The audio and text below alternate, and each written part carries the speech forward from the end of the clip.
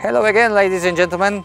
We continue our trip through Lower Silesia. Now we are in the Książ Natural Reserve, which is about 80 kilometers from Wrocław, the capital of Lower Silesia. We are here to see one of the most beautiful castles in the whole Poland, the castle of Książ, which is here on my left side, the third largest castle in Poland. I think the most beautifully situated on a cliff on about 500 meters above the sea level. But what is important is its architecture, but it's also the history of this place. A history of one family, one aristocratic family, the Hogbergs, who lived here for over 4 centuries, from the early 16th century till the tragic end during the Second World War.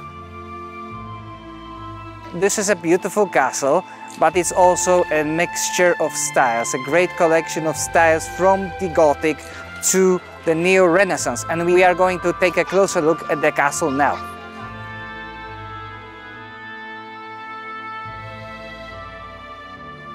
So here we are, in front of the main entrance of the castle of Książ. Classical view of this Baroque facade from the 18th century.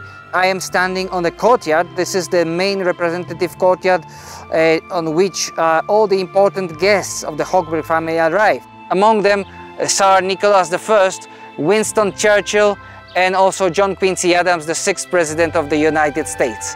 And this was the view that Princess Daisy saw when she arrived here for the first time.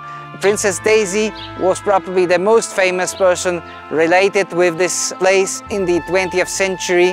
She was the British aristocrat who married German prince in London and came here to live in the heart of Prussia, which was so different from her native England. But she brought here part of her England, her gardeners who designed the beautiful English-style gardens here, which we are going to see next. We now came down to the castle terraces. It's where we find the beautiful gardens. The gardens which were originally designed in the 17th century, where the original fortifications of the castle were pulled down, when the castle started to lose its defensive features. And these gardens are composed of 13 different parts. I am actually now in the Rose Garden. This garden that always reminds me of Princess Daisy, the Rose of England, the famous aristocrat who became the wife of the last owner of the castle, and she preferred to stay in these gardens when she was in the castle. She loved them, and this was one of her preferred places around here where she could relax and get away a bit from the harsh Prussian etiquette that was there in the castle.